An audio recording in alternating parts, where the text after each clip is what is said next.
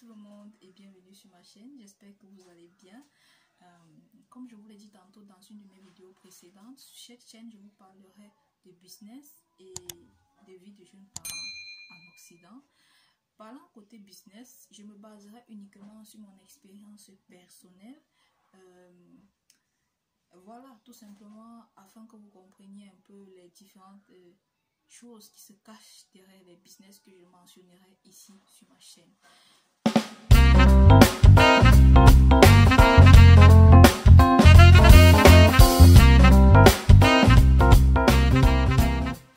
Alors, de quoi s'agit-il? Il s'agit tout simplement du commerce en ligne vers l'Afrique ou alors du e-commerce vers l'Afrique. Bon, c'est vrai que le décor est différent. Je ne suis pas en Allemagne actuellement, je suis en Afrique, je suis au Cameroun quand je tourne cette vidéo. Alors, je me suis lancée dans le e-commerce en Afrique il y a de cela 3 ans et honnêtement, je regrette de n'avoir pas commencé plus tôt. Tout simplement parce que je trouve mon compte. Je trouve mon compte pourquoi? Parce qu'en Afrique, la demande est grande. Honnêtement, la demande est grande. Alors, dans cette vidéo, je viens te dire à toi qui me regarde, si tu désires te lancer ou si tu ne t'es pas encore lancé dans ce business, je viens te dire ici comment faire pour débuter, pour bien débuter, comment est-ce que moi j'ai commencé et afin que tu ne fasses vraiment pas peut-être les mêmes erreurs que moi. Alors, si tu décides de débuter le e-commerce en Afrique, premièrement, qu'est-ce qu'il faut faire? Il faut déjà savoir le produit, trouver le produit ou les produits que tu vas proposer à ta clientèle. Je tiens également à préciser que le e-commerce vers l'Afrique, c'est un commerce qui, honnêtement, pour un début, ne demande pas beaucoup de fonds. Voilà, ça ne demande pas beaucoup de fonds, à moins que vous voulez dès le début commencer très grand, chose que je ne conseille pas forcément, mais chacun a son expérience, chacun a sa manière de faire, quoi. Je me base uniquement sur mon expérience quand je dis que je ne le conseille pas forcément de commencer ce business là très grand. Donc voilà, la première des choses, c'est de trouver un produit ou des produits qui sont vraiment, qui intéresseront les gens, qui vous permettra d'avoir beaucoup de clientèle. Moi, personnellement, je me suis positionnée dans la niche des femmes et des enfants parce que, comme vous le savez, les femmes achètent toujours quelque chose ou achètent toujours quelque chose pour leurs enfants. Alors, le produit que vous devez choisir doit être un produit qui répond à un problème spécifique, qui reprend un problème qui va toujours se poser. Je prends l'exemple, par exemple, de ceux qui vendent les produits cosmétiques. Ceux-là auront toujours les clients s'ils ont un produit de bonne qualité parce que on a toujours besoin d'un lait de toilette pour s'entretenir la peau. Et ça ce n'est pas seulement en Afrique, c'est comme ça dans le monde. Les femmes, par exemple, aiment prendre soin d'elles. Par conséquent, elles auront toujours besoin de lait de toilette, des gels de douche et tout ce qui va avec, quoi. Donc, c'est dans ce sens-là que tu dois chercher un produit ou des produits que tu souhaiterais proposer à ta clientèle. Une fois que cela est fait, il faudra trouver un fournisseur qui te vendra des produits de bonne qualité à des bons prix afin que tu puisses avoir des bons gains.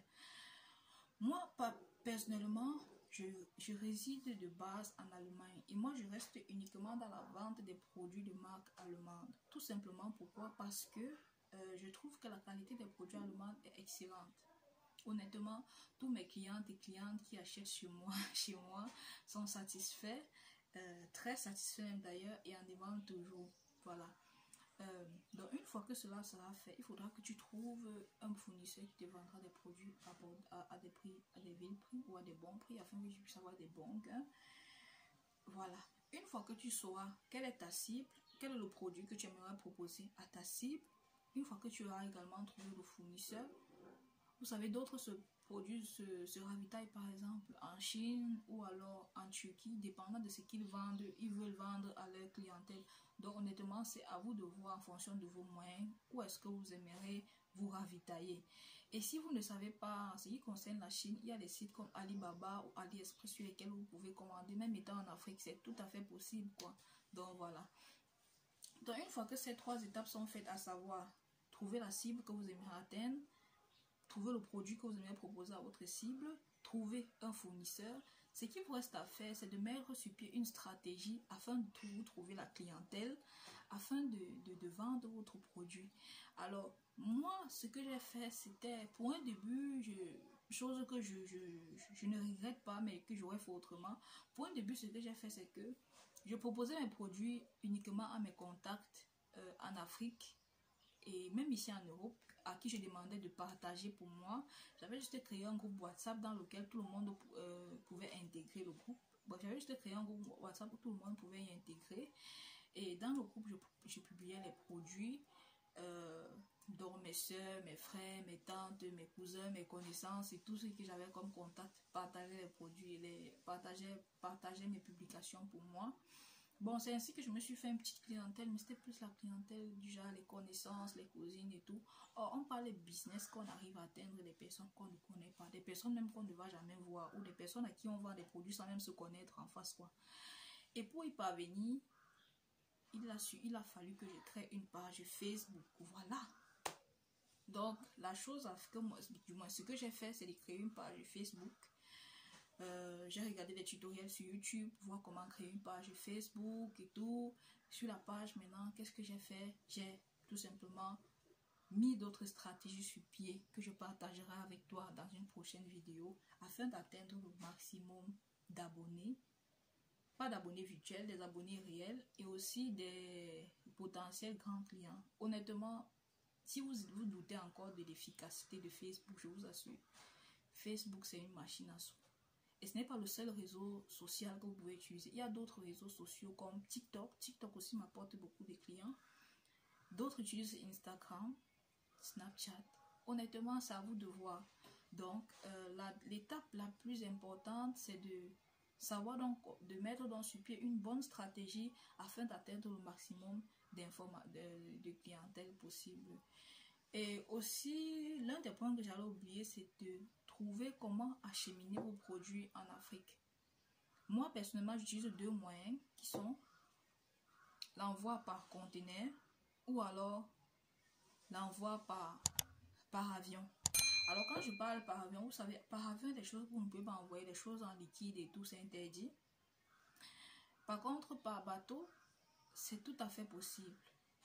Vous pouvez envoyer presque tout ce que vous voulez, tout ce qui est lourd. Et d'ailleurs, je vous conseille d'envoyer vos choses, de trouver un transitaire qui vous aidera à expédier vos colis au Cameroun par bateau, tout simplement parce que par bateau, on vous facture au mètre cube et non au poids. Par contre, par avion, on vous facture au niveau, on vous facture en fonction du poids. Donc, vous pouvez trouver quelqu'un qui vous vend 1 kg à 10 € ou 1 kg à 15 €. Ça dépend vraiment de la personne sur qui vous tombez. Donc, je vous conseille, si vous n'êtes pas pressé, je vous conseille d'envoyer vos choses par bateau. Pourquoi? Parce que si vous vendez des choses lourdes, vous pouvez mettre autant de quantité que vous voulez. Ça prend certes un peu de temps pour arriver, dépendant du transitaire que vous choisissez. Parce qu'il y a des transitaires qui ont des conteneurs express qu'ils envoient. Ça peut durer un mois et vous avez à votre colis au Cameroun. Et bon, quand ça arrive au Cameroun, déjà, je vous conseille vraiment d'envoyer par conteneur parce que déjà, ça coûte pas très cher. Vous pouvez envoyer une grande quantité à un bon prix et ça vous permet de faire des meilleurs gains. Donc, c'est sur ce point-là que je m'arrêterai sur cette vidéo. J'espère que tu as tout noté. Parce que très prochainement, je reviendrai avec une vidéo où je t'expliquerai par exemple les quelques stratégies que j'ai mises sur pied pour atteindre la clientèle. Alors, donc voilà, pour résumer, première chose à savoir, c'est de savoir la cible que tu aimerais toucher. La deuxième chose à savoir, c'est de trouver le produit que tu vas proposer à ta clientèle. La troisième chose qu'il faut faire absolument, c'est de trouver une stratégie marketing afin d'atteindre le maximum de clientèle possible. Et de nos jours, nous savons que ce sont les réseaux sociaux qui sont vraiment très efficaces pour ça. Et enfin, de trouver le moyen de faire parvenir ta marchandise au Cameroun. Ou peu importe là où tu fais ton e-commerce, ça peut être au Sénégal, bref, en Afrique quoi. Donc voilà. Si par exemple vous êtes intéressé à savoir comment est-ce que j'ai fait pour avoir un transitaire ou quel est le transitaire qui me permet d'envoyer mes colis au Cameroun, n'hésitez surtout pas de me le faire savoir en commentaire. Je me ferai un plaisir de vous donner le contact de la personne, ça ne me gêne vraiment pas. Donc voilà. J'espère que cette vidéo va vous aider ou t'aidera, toi qui veux te lancer dans le e-commerce en Afrique et qui ne sait vraiment pas par où commencer. Donc j'espère que ça va t'aider. Sur ce, je te dis qu'on se voit dans la prochaine vidéo.